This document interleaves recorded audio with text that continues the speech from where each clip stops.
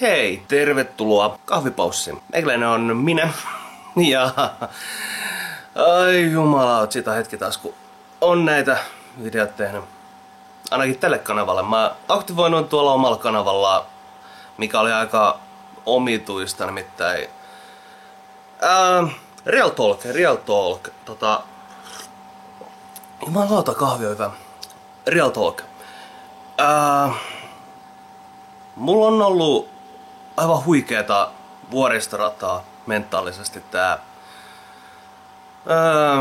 viimeinen 1,5 vuotta, mitä mä oon nyt ollut tässä, ja mulla on ollut vuoristoradan alaosio tässä viimeiset kuukausi 2 suurin piirtein meneillä, ja se on oikeastaan toiminut sellaisena katalysaattorina, miten se nyt ikinä haluaa sanoakaan, että ei oikein saanut mitään aikaiseksi. Ja se mitä on oikeastaan niin tullut huomattua, niin kun rupeaa tekemään jotain, niin se niin kuin poistaa sitä niin kuin paskaa fiilistä. Mut siinä on oikeastaan ollut se, että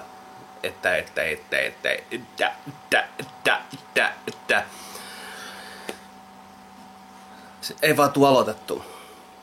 Ja se on ensimmäinen oikeastaan ongelma, että varsinkin kun tekee nyt YouTube-videoita, tai on tehnyt pidemmän aikaa, niin ei tuu aloitettua niitä videoita. Jos on paska fiilis, niin ei tuu aloitettua. Mulla on mentaalitilanne semmonen, että jos mä aloitan tekemään jotain, mä pystyn tekemään sen. Mä saan muutettua mun ajatusmaailmaa sen verran, että mä saan tehtyä niin sanotusti mun työni. Mut kun tää ei oo mun työtä, niin jos mulla on huono paskapäivä, niin ei vaan tuu aloitettu. Vaikka mä niin nytkin mä tiedän, että mä kuvaan tätä, mulla ei oo niin maailman paras fiilis, mulla sattuu joka paikkaan, mulla on stressi oikeastaan tehnyt sen, että mä nukun tosi huonosti, mulla on niskat jumis koko ajan. Viikko takaperin mulla oli pää täynnä painetta ja mulla korvat oli lukossa, mä en kuulu mitään.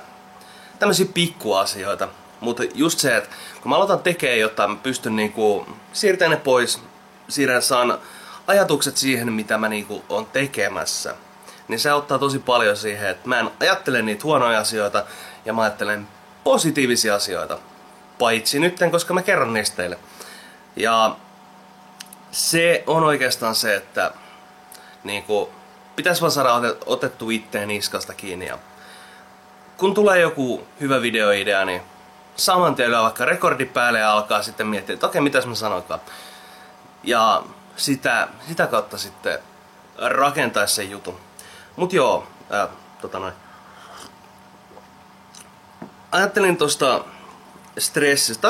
Tää on tämmönen niinku tilapäivitys, että miten mulla menee. Mä nukun tosi huonosti. Nyt oli E3, että mä ajattelin, no nyt mä en nuku kunnolla, niin mä voin katsoa niitä. Joo, mut mä en silti nuku kovin hyvin. Mä en silti nuku kovin huonosti, mä en silti nuku kovin hyvin. Ja se on oikeastaan iso tekijä, että mulla on niskat jumissa jatkuvasti. Mun pitäisi varmaan mennä jonnekin hierojalle, joka avaa noi niskat. Ja mä saan mun päänsäryn pois sillä. Ja mahdollisesti kaikkea muuta hienoa. Mut pääasiallisesti se, että mun pitäisi vaan saada nukuttua kunnolla. Mä oon tykännyt siitä, että mä oon päivisin käynyt fillaroimassa tuolla pihalla ja nyt on satanut vettä ja ukkosta ja vastaavaa paskaa, niin oon joutunut oikeastaan hengaille kotona. Mulla ei oo autoa enää, niin ollut vuoteen. Hyvä luoja, en mä mitään autoja käytä, se on rikkaiden juttuja tollaset. Mutta ei oo auto ollut, mä en oikein pääse mihinkään, mä asun sen verran Hornaskutsissa, että täältä on paskamainen lähteä yhtään mihinkään. Et kauppaan pääsee, siinäkin menee aikaa, jos mä lähden käveleen, niin se on tunnin reissu, et jei! Mutta fillarointi on ihan helvetin hauska, ja se mitä mä oon huomannut tossa pyöräillessä, tai oikeastaan niinku, kun mä oon pyöräillyt ja vastaavaa, niin se miten se, että mä niinku poljen kaupunkiin keskustaan ja takaisin, niin alkuun mulla oli taas talven jälkeen vähän ruostetta nilkoissa tai polvissa ja jaloissa ja muutakin vastaavassa, niin oli ihan tuskaa. Ja mulla on siis tommonen Intin fillari. Jos joku on käynyt Intin katsojista, te tiedätte vittu millaisia ne pyörät on. Ne on sellaisia, että alamäkeen pitää polkea ja ylämäkeen ei mitään toivoa, että sä voit hyppää pois siitä selästä ja taluttaa. Mutta joka tapauksessa. Ja mulla on jäänyt oikeastaan Intistä se, että persepenkissä koko ajan, ettei missään vaiheessa niinku nousta siitä. En tiedä minkä takia, mutta se on jäänyt mulle oikeastaan päälle. Ja nyt mä kävin tossa yksi päivä.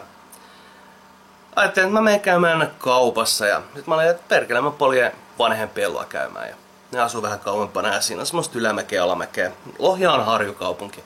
Täällä on pelkkää ylämäkeä ja alamäkeä jatkuvasti. Ja se on oikeastaan yksi iso syy, minkä takia mä en tykkää polkea kaupunkiin. Se on erittäin tylsä tie ja siinä on... Se on tämmönen tie. Se lähtee niinku ylös ja sitten se lähtee alas. Et ihan sama mistä suunnasta sä tuut, ootko menossa kotiin vai onko mä menossa kotiin vai onko mä menossa mihin tahansa muualle, niin se on aina, että joko mä lähden alamäkeen, jonka jälkeen tulee ylämäki, tai sit mä lähden ylämäkeen, jonka jälkeen tulee alamäki. Ihan tajuttoman perseestä. Ja Inti-fillareissa ei ole noita vaihteita, niin se on puhdasta jalkavoimaa. Mut joka tapauksessa poljin porukoille ja sen jälkeen poljin kauppaa ja sen jälkeen poljin takas kotiin ja totesin, että mä voisin vetää samanlaisen lenkin uudestaan. Ja en mä siis tehnyt sitä, mutta oli semmonen fiilis, että mä olisin voinut tehdä sen, nimittäin mulla on, vaikka sitä ei näy, mulla kunto on kohentunut aika hyvin. Että mä jaksan polkea taas ja se on kiva. Mulla oli jotain niinku tärkeätäkin asiaa. Stressi on oikeastaan yksi asia, mikä niinku on ollut tässä semmonen, että mä oon stressannut kaikesta turhasta. Tää ei sitä oikeastaan turhaa. Ei se nyt oikeastaan turhaa, että mulla on uhkaa, että kämppä lähtisi alta, mutta... mun pitäis vaan saada aivot nollattua oikein huolella. Pitäis varmaan alkaa ryppää. Ei, mä en rupea ryppäämään, mutta pitäisi jotain tehdä, että mä saan tätä pakettia taas kasaan. Ja... no yksi mitä mä oon alkanut tekemään, niin mä teen taas videoita tonne omalle kanavalle. Et jos Minecrafti kiinnostaa, mä oon nyt sitä editoinut niitä meidän pelailuja oikeastaan. Ja... menkää kattoo, mä käytän oikeesti yhteen videoon voi mennä 1 tunnista 2 tuntia editoidessa. Käykää katsomassa, olkaa kilttejä. Mut joo. Viittasin tänään tosta musiikista. Se on yksi asia, mikä on kans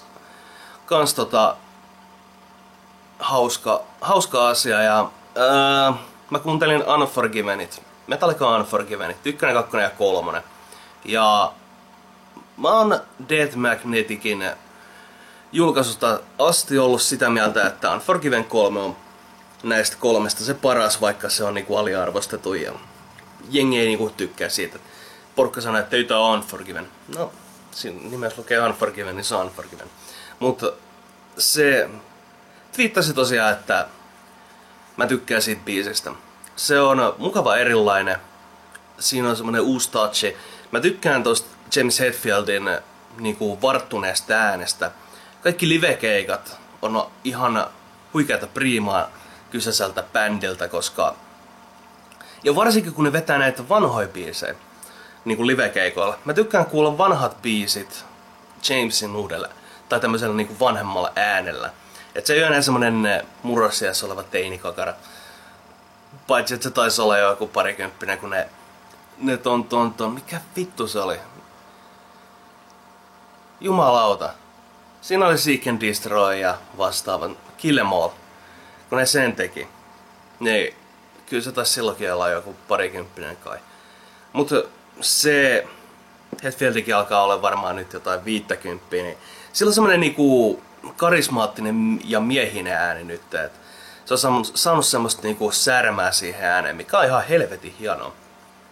mä tykkään siitä tosi paljon ja mun mielestä Dead Magnetic on ehkä kokonaisuutena Metallican paras levy, ellei sinfoniaorkesteri setti otetaan mukaan tähän laskuihin. Ja ihan vaan sen takia, että DM:ssä on tosi paljon biisejä, joita mä en skippaa.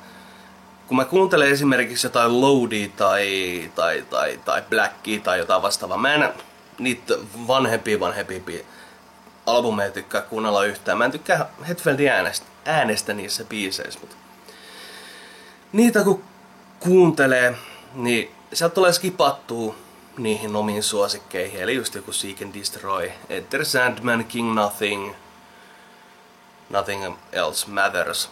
Kaikki tällaiset. Ja mä en oikeastaan semmonen niinku HC Metallica-fani. Et mä oon... Siis bändi kuuluu mun top 3 bändeihin. On listalla numero 2. Ja mä vaan tykkään siitä. Varsinkin kun nyt se on niinku varttunut, niin se on paljon semmonen niinku easimpi kuunnella. Mä tykkään siitä. Se on paljon easimpi kuunnella. Sitä ei voi oikeastaan mitenkään muuten sanoa. Ja mä just aloin miettimään mun top 3 bändit. Mä sanoin, että se on mun top 3 bändeis, mutta mulla on vaan kaksi bändiä siellä tällä hetkellä. Mä en edes tiedä mikä se kolmas voisi olla. Ykkösenähän on tietenkin Avenged Sevenfold. Helvetin hyvä bändi. Niiltä ei tainnut tulla yhtäkään oikeasti huono albumi. Et nimikkoalbumi oli... se on mun albumeissa top 1. Siinä ei oo yhtäkään biisiä, minkä mä skippaan. Se on erittäin hyviä biisejä, erittäin monipuolista. Ja se oli oikeastaan viimeinen biisi kun bändi. Aivot, mitä te teette? Viimeinen albumi, jossa Rev oli mukana. Tai niinku soitti ne. Että Portnoy soitti Nightmare, mutta Revine kirjoitti muistaakseni. Mut joka tapauksessa hemmetin hyviä biisejä löytyy Avenged Sevenfoldilta. Nightmarella on aika lailla melkein kaikki biisit ihan puhdasta kultaa. Ja täällä uudella Hail to the Kingillä. Kai sen nimi oli Hail to the King, siitä on hetken aikaa kun mä oon niitä albumien nimi miettinyt. Mut siis uusi levy kuitenkin, niin siinä ei taida olla kuin ehkä yksi biisi, minkä mä mahdollisesti skippaan.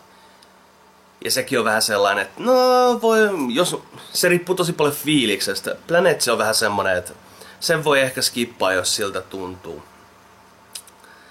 Mä voisin käydä sen albumi oikeastaan läpi joku toinen kerta. Mun piti tehdä aikoinaan silloin, kun tää Hail to the King tuli, että mä käyn ne biisit kaikki yksitellen läpi ja anna oikeastaan oman mielipiteen siitä. Sekin oli vähän semmonen albumi, että porukka ei halunnut ottaa sitä niinku Avenged Sevenfoldina, koska rummut on tosi niinku eri tyylillä, mitä Portnoy ja Revi veti silloin. Et se oli semmoista niinku, mitäköhän se, onko se edes progressiivista? Se oli semmoista tosi fiilispohjasta oli Revillä ja perustuu Portnoyn tohon erittäin tekniseen kikkailuun. Joten siis, ja nyt tää uusi kaveri, jonka nimi karkasi ihan kokonaan, niin sillä on semmonen tosi perinteinen rumpukomppi koko ajan. Että on tosi paljon, onko se nyt, vittu mä en muista enää. Mun pitäisi olla rumpali ja mä en muista näitä helvetin termejä edes. Mut siis perusbiitti. YKKN ja kolmosella lyödään. Ja muistaakseni se taitaa käyttää aika paljon Ulrichin tekemää tai luomaa tyyliä. Et se on semmonen vähän laiskempi. Et kaikki tulee niinku, ne tulee niinku semmosella hieman niinku viiveellä, mutta ne ei tuu myöhässä. Et se on yksi mitä tää, onko se Arin? Ei. Aarin. Joku tämmönen. Joku tommonen se kaverin nimi oli, mutta joka tapauksessa. Mutta mä voisin käydä siitä levystä vaikka kuin pitkiä keskustelua, mutta mä taidan säästää se jollekin toiselle kerralla. Top 3 bändit. Mikäköhän voisi olla mun kolmas? Slipknotti ehkä. Nightwish ehkä. On niin paljon hyviä bändejä, mitkä mä voisin laittaa mun top 3. Mut kun ei ole oikein semmoista, että mihin mä palaisin kovin usein. Metallica ja Sevenfold on semmosia, mitkä soi niinku mun playlistilla. Machine Supremacy. Sieltähän se tulee. Siinä on mun top 3 bändit. Avenged Sevenfold, Metallica ja Machine Supremacy. Kyllä, no ne. Päivän kyssäri oikeastaan teille on, että mitkä on teidän top 3 bändit. Ja ei tarvitse perustella. Jos haluatte perustella, perustelkaa toki. Toi on niin makukysymys. Mä en kaiva perustelua. Mä haluan vaan tietää, että mitkä on teidän top 3 bändit. Tai artistit. Ei mulla oikeastaan muuta. Juokaa kahvia, pitäkää hauskaa. Mä ainakin yritän. Pelaillessa varmaan saan aika hyvin mun päiväni käyntiin, mutta eiköhän tätä tästä. Se on hei. Moi.